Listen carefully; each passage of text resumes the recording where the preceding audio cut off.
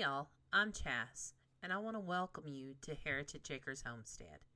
Here you'll find our family as we strive to live a life that pleases the Lord. We do our very best to make the most out of what we've been given, and so we'd like to invite you to come along and join us on this journey. Hey y'all, and welcome back to Heritage Acres Homestead. I'm Chas, and today we're going to make Fall in Love with You peanut butter cookies. Now you may say, why do you call them that? Of course, I feel like this is just with any of my recipes. It's kind of a southern thing maybe, but I feel like I really have a lot of stories for everything. So why do I call them this? Well, early on, when Shannon and I began seeing each other, I made these for him. And that afternoon, I'm not sure what we did. We really didn't go out on many dates or anything. We just kind of hung out together a lot. And that afternoon, after I made him these cookies, I was telling him bye, and he says, "Bye, I love you." And then he said, "Wait a minute, I didn't mean to say that. I mean, I do love you, but I didn't mean to tell you that I loved you already." And so I tell you this, and I give you a warning, because these cookies may bring on a declaration of love, whether it be meant or not.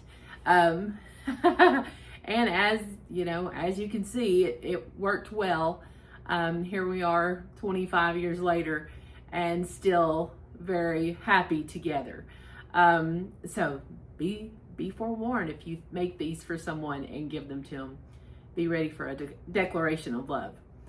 Anyways, we're going to get busy with these cookies, and what I'm starting here, I went ahead and put it in the bowl, is each batch, and I'm making a quadruple batch because I got a lot of functions to go to this week, and I thought, why not have the cookies ready? I've got 2 cups of brown sugar and 2 cups of white sugar, and each batch is only a half cup, so that's why I've got so much. All right, to that, we are going to add 2 cups of peanut butter, or a half cup per batch. And I tell you what, I don't sell Pampered Chef. I did about 1,000,000 years ago. This is one of the best things I ever got from them, because it's so handy when you have something sticky that you have to try to, you don't want to scoop it out of the container and measure it. You can scoop it in here, measure it, and then just pop it right into your bowl.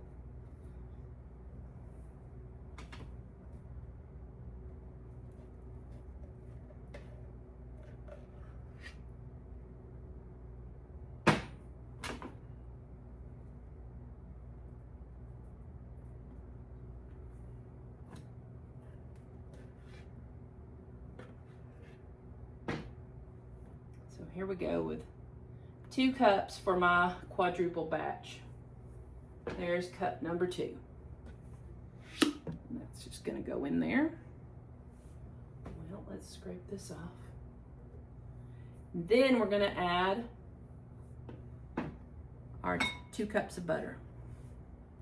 Again, it's just half a cup, but because I'm doing so many, I'm gonna add my cookie paddle.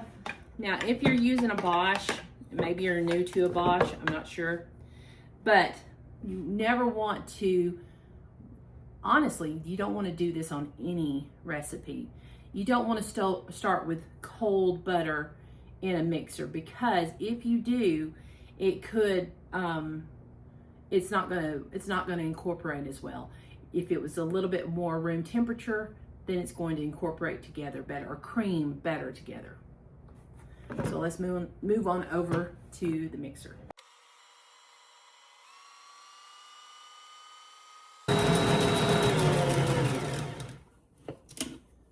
All right, you see how this has become light and airy looking? The color has turned from kind of a darker brown to almost like a very, very light tan or a cream. That looks really good. So I'm going to go ahead I'm going to drop in my 4 eggs, 1 egg per batch, my vanilla, teaspoon per batch,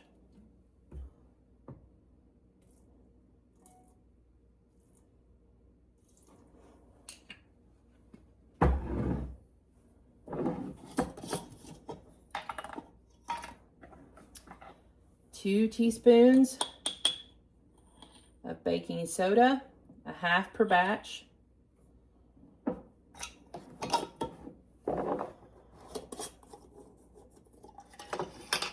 teaspoons of baking powder, 1/2 per batch. And again, you see that I'm not doing this really separate. I'm just kind of doing it all together. And then I'm going to let this mix for just a moment before I add my flour.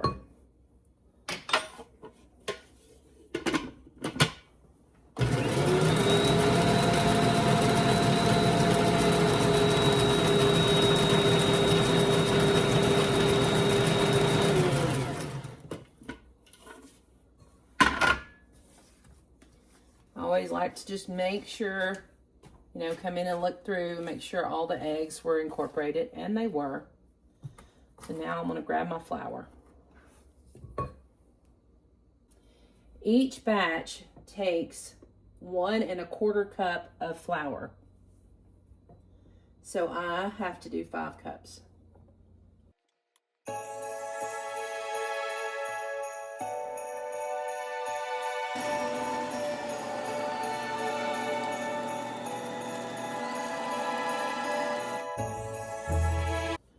Okay, before I take the mixer off the base, I'm going to go ahead and add some of my dough into a bowl here, because this bit of dough I'm going to use just plain.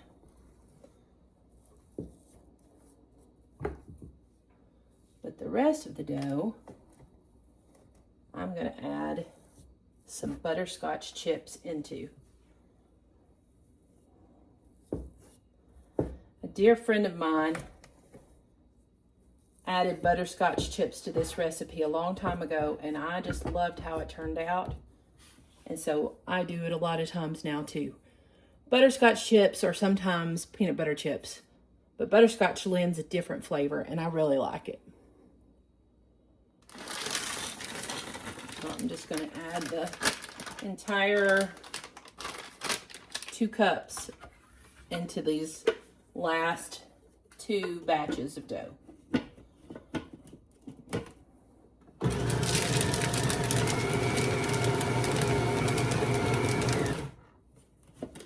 There we go.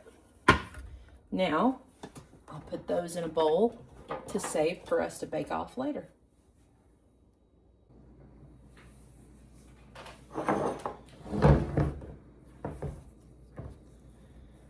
So I'm just adding this dough to the fridge. And if you watched last year's Christmas cookie video, you'll probably remember that I really like making up big batches of dough, because there's so many, you know, get-togethers, and sometimes you may forget, or maybe you're called on last minute saying, hey, Chas, can you bring something to this? And if you've got cookie dough in the fridge, there's you a plate of cookies in no time at all, because you've done all the prep work already. It's just ready to go.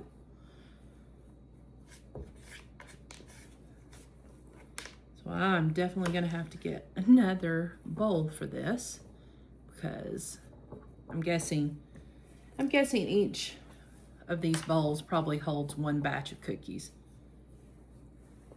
And I'm really getting it in there. Now, you can just scoop the cookies straight up in, you know, put them on your pan, the chilled dough on a pan into a hot oven, or you can do it the old-fashioned way. And this is probably best done with the cookies that you did not add any chips to. You can take the dough, like especially the dough that has the chips in it, and just cookie scoop it onto your pan and put it into a hot oven. Cold dough into a hot oven. Or if you use the dough that doesn't have any chips in it, you can do it the old-fashioned way, the way that I remember every peanut butter cookie I grew up with looked like. You roll it in a ball, roll the ball in sugar, and then you take fork and you press the fork into it one way, pick it up and press it into it another way. So it's like a big hashtag, but there's lots of crisscrosses. And that is like the classic peanut butter cookie shape from my memory. And that's what I'll do with the dough that doesn't have any chips in it. It's hard to do with dough that has chips. So now I have got 4 batches of cookie dough ready to go at a moment's notice. All the prep work's done. And that butterscotch smells so good along with these peanut butter cookies. All right, we'll come back together when it's time to bake some off. So here we go. All I'm going to do now is I'm going to take my plain dough, the dough that doesn't have any kind of butterscotch chips or peanut butter chips or even chocolate chips. It's just plain. I'm rolling it in a ball, and then I'm rolling that ball in some sugar and taking the tines of my fork and pressing them back and forth in 2 different ways to make that crosshatch pattern. And like I said before, this is what I feel like is a typical pattern for any peanut butter cookies, just like old-fashioned peanut butter cookies. And that's what this recipe is. It's been used in my family for, I would say, 30 more years. It's just hung on that long. I was making it well before I was married, well before I was a grown woman, and it's still just as good now as it was then. And again, I'm making a huge batch of cookies, so it's very easy to multiply those batches if you need more. So right now I'm just going to do a big plain batch, and then I'll work on some of the other tops. And with those, what I like to do is just do the same. I like to scoop them out, give them a little roll, and put them on the pan, because they just look more uniform if you roll them instead of being kind of wonky if you just kind of scoop them and put them on the pan. Now, if you have a uniform scoop and kind of use the back of your hand, then you don't have to worry about that. They still make a nice shape. But if you use a scoop and it's just kind of haphazard, then it just doesn't look as uniform. And I know that doesn't necessarily matter, but if you're making a tray, you want everything to look really pretty. Now begins another sweet treat that is so easy that you really don't even need a recipe. All I'm doing here is I'm taking pretzels, and I like to use the mini twists, but there are some out there like snowflakes, and there's I believe that there are some like ones that look like little squares, like windows. So if you find those would work too. You're going to want something that kind of gives you a little bit of a workspace, because what I'm doing now is I'm taking Rolos, and that's like a caramel inside of a chocolate candy, and I'm just taking that and unwrapping each one and placing it straight on the pretzel. And I'm going to just fill up a tray, and it's astounding just how many a whole pan can make. And I know y'all have seen these pans a million times because I use them constantly. They look terrible, I know they do, but I promise you they're clean. So what I did is I did put a seal pat down underneath. You could put some parchment paper. That way, if it happens to melt and kind of get stuck to the bottom, it lifts off fairly easily. So I'm just going to fill this pan up with those Rolos on top of each pretzel, 1 Rolo on 1 pretzel. Fill the whole pan up, and then we're going to stick it in a warm oven for about 3 to 5 minutes, just long enough to make that caramel and that chocolate melt slightly. Sideways. Shannon took over filming here, so you're going to get a little bit of a different view instead of just straight on. But like I said, this is, this is what's going to take the longest, is just unwrapping those Rolos and putting them on one at a time. It's not, it's one of those things, it's not hard at all. If you've got kids, it'd be great to let them help you, but, you're just going to sit here and work through these. You can buy the bags that are already unwrapped, but they're so much more expensive. I mean, lots more expensive. Yeah, he's getting creative here, y'all. Moving that camera around and showing different views. Oh, love his heart. But yeah, you can actually see better though, so it's nice to have a bird's eye view. He's going to take you over here. I'm working on sweet potato casserole too. But there's our finished cookies. Would see that little cross pattern on the top, and they look really nice.